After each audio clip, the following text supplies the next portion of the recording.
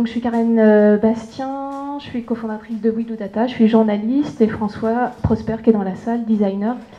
On travaille ensemble, on essaye de faire de l'information visuelle, et l'une de nos matières premières préférées, ce sont les chiffres. Donc on fait de la data visualisation. Voilà, c'est comme ça qu'on appelle ça. On nous a demandé de présenter l'un de nos derniers projets faits avec France Télévisions, les nouvelles écritures, qui s'appelle le pariteur. Donc je vais vous proposer d'abord une première visite de l'objet pour ceux qui n'auraient été pas, comme les millions de Français, à cliquer sur cet objet. Le voici. Donc c'est un objet qui vous propose en fait tout simplement une entrée pour changer le sexe de votre fiche de paie. On rentre dans l'objet en indiquant tout simplement de quel sexe on est. On peut indiquer son âge. On peut rentrer son métier, soit on le rentre directement par un moteur ou on dit où on habite. On peut rentrer son salaire ou rester dans le secret et passer cette étape. Et on découvre une abomination. En tant que femme de 55 ans, contremaître en Île-de-France, je gagne 388 € de moins par mois qu'un homme, soit 4 656 € annuellement. Tous ces chiffres ne sont pas truqués, tous ces chiffres sont réels, et je vais vous raconter donc ce qu'il y a derrière cette application. D'abord, il y a une fameuse journée, la journée de la femme. Donc tous les 8 mars, il faut parler de la femme, c'est très important. Donc à cette occasion, en tout cas c'est l'actualité qui a poussé les nouvelles écritures à venir vers nous. Ils avaient en projet, vous l'avez peut-être vu cette année, France TV a mis le paquet sur la semaine de la femme. Ils en ont fait une semaine, ça s'appelait En avant toutes. Et il y avait énormément de documentaires, fiction, enfin en tout cas il y avait une énorme production spécifiquement pour la semaine de la femme. Et a émergé l'idée de, parlons des inégalités hommes-femmes sous l'angle politique, juridique, historique, etc. Et puis la question du salaire a émergé, et là ils se sont dit comment on va traiter ça. On ne pourra pas échapper à la data, donc comment on va raconter des histoires avec des données chiffrées. Et donc c'est là que, en se plongeant dans la ressource première des données salariales en France, c'est-à-dire monsieur et madame INSEE, on tombe sur ce type de rapport où on extrait chaque année les grandes moyennes nationales, où on apprend qu'une femme dans le privé gagne 28% de moins qu'un homme et dans le public 18%. Voilà. Et qu'est-ce qu'on raconte de plus qu'une moyenne nationale en fait? Comment on implique un internaute dans cette problématique alors que tous les ans on lui assène que voilà, tu gagnes moins qu'un homme, so what? Qu'est-ce qui se passe? Et donc avec les nouvelles écritures, on est donc allé voir monsieur et madame INSEE, très sympathiques au demeurant, très nouveaux sur ce domaine-là, c'est-à-dire ils sont extrêmement conscients qu'ils sont assis sur un tas d'or qui s'appelle la data, et ils ne savent pas du tout quoi en faire. C'est-à-dire, si, ils savent faire des synthèses, ils savent faire des notes, etc. Mais tout d'un coup, quand on leur dit, on va raconter une histoire, on va essayer de faire un objet interactif, ils sont... voilà. Et donc, ça a été à la fois très bien, parce que du coup, ils nous ont laissé plutôt libres, et à la fois un peu stressant, parce que du coup, à la fin, ils ont flippé, ce qui est normal. C'est-à-dire qu'au départ, on s'est senti plutôt libre, donc on y est allé, on a fait nos scénarios et tout ça. Et puis dans la dernière semaine, tout était bloqué parce qu'il y avait le chef du couloir B12 qui n'avait pas vu le truc, etc. Donc voilà, il y a eu un gros flip au moment du... Voilà. Mais tout est sorti à temps, ça n'a pas planté. Non mais... non mais quand on t'a raconté, ça m'a... D'un coup, j'ai eu... Voilà. Donc, on a aussi appris avec ces gens-là à entrer dans un monde assez obscur de l'acronyme. Donc, on est allé en fait chez eux chercher les données salariales. Donc, ça s'appelle chez eux les DADS. Donc, tous les ans, un chef d'entreprise, quand il a des salariés, il remplit une petite feuille et il dit à l'INSEE, voilà, cette année, j'avais tant de salariés, hommes, femmes, fonction, salaire.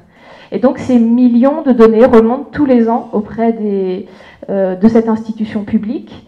qui met à peu près 18 mois à les analyser, en fait. Donc là, on a travaillé avec les DADS de 2010, en fait. Donc une fois qu'on a toutes ces données, on s'est dit, bon, bah, qu'est-ce qu'on raconte? Ça ressemble à ça, hein. Donc, alors ça encore, c'est assez sympathique, puisque l'INSEE a bien eu conscience qu'il n'allait pas nous donner accès à l'ensemble des données nominatives de France. Donc ils nous ont fait des exports spécifiques. Ils ont fait des exports de médiane qui nous permettaient d'avoir une image statistiquement fiable de chaque Français. Et donc on a eu pour chaque région de France, plus pour la médiane nationale, j'ai mis x2 là-bas, parce qu'en fait on a eu deux sortes de catégories socio-professionnelles, je ne rentrerai pas dans le détail. Enfin, sachez que chaque fichier faisait 6000 lignes, x22 plus 1 x2, 300 000 lignes. Voilà. Donc ça, c'était notre base de travail.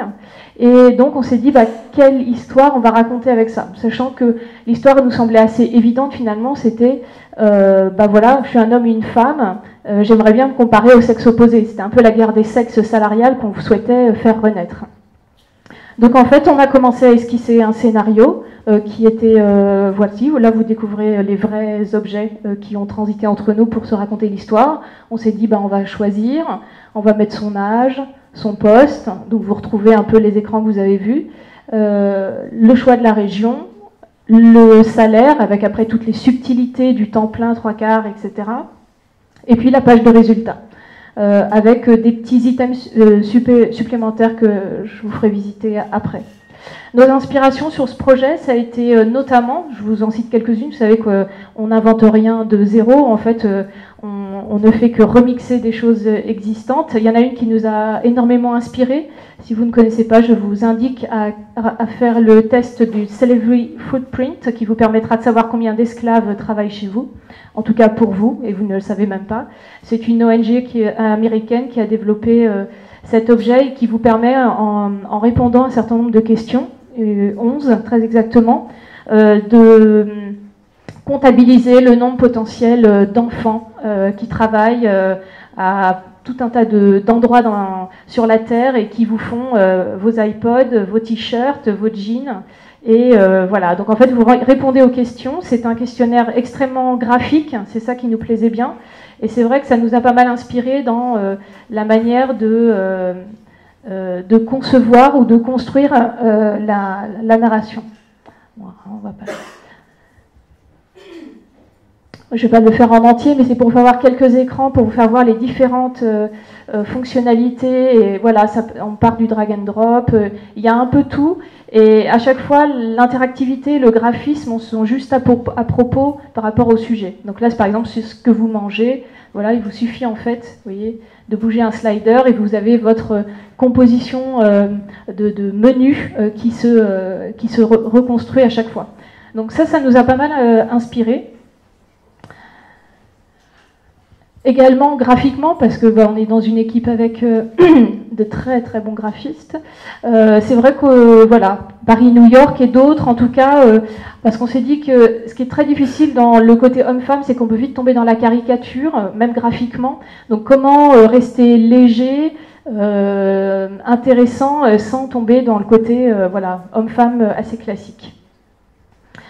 Donc vous avez vu, je vous ai passé rapidement l'interactivité globale.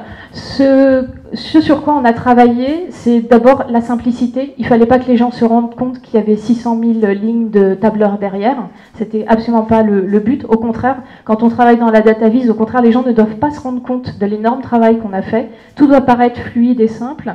On a beaucoup travaillé sur la ligne, enfin les lignes de rébus, en tout cas une sorte de fil d'Ariane graphique. Pour nous, c'était très important parce qu'on a tous rempli des questionnaires en ligne, vous savez, où à un moment, en fait, il faut retourner en arrière et on ne peut plus, et donc on s'arrête en pleine expérience. Donc vraiment, ça a été très important pour nous. J'y retourne.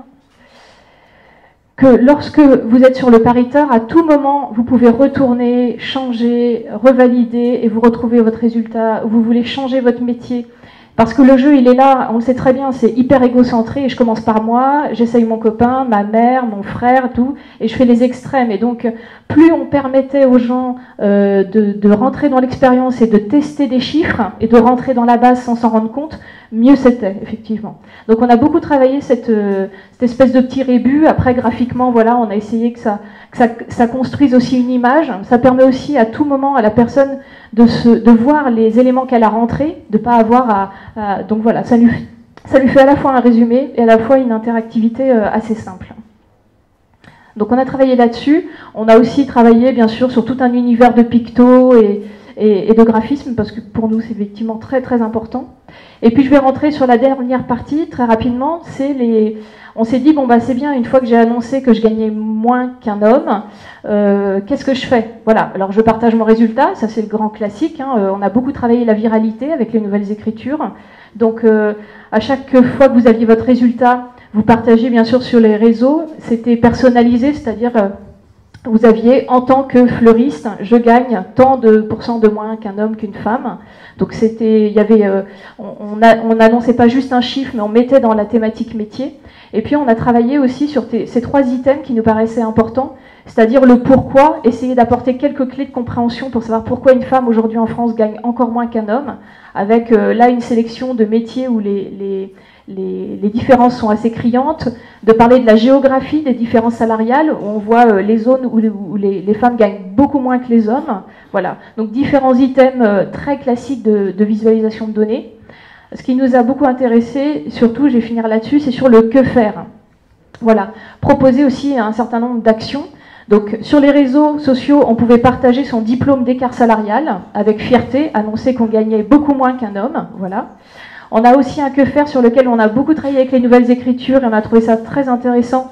C'est qu'on a généré des lettres au DRH, c'est-à-dire, donc on avait une série de 10 lettres DRH qui étaient pré-écrites, donc en fonction si c'était un homme, une femme, que je gagnais moins, beaucoup moins, voilà.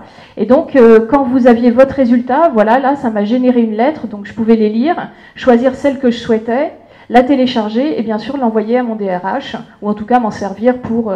voilà. Mais en tout cas, c'était de montrer qu'on ne restait pas juste dans le constat, qu'on proposait aussi des moyens d'action un peu originaux. Et puis, je vais le laisser parce que c'est un peu redondant, mais le dans sa peau, on a fait une sélection avec l'INSEE de cas assez extrêmes de métiers pour que les gens aussi puissent découvrir qu'au-delà de leur cas, il y avait d'autres cas assez dramatiques. Voilà. Ça va ?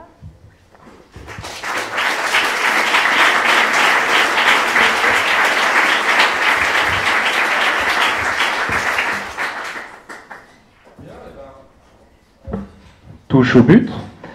Je sais pas si ça vous a plu déjà, vous aurez largement entendu. J'ai oublié les affiches. Non, François, je suis désolée. Non, je le montre parce que c'est super. En fait, il a créé des affiches, plein. Donc en fait, il y avait un concours et on pouvait créer son affiche et la mettre sur la machine à café, dans sa boîte. Vous voyez, découper cette moustache, augmenter votre salaire. Voilà, je vous le montre.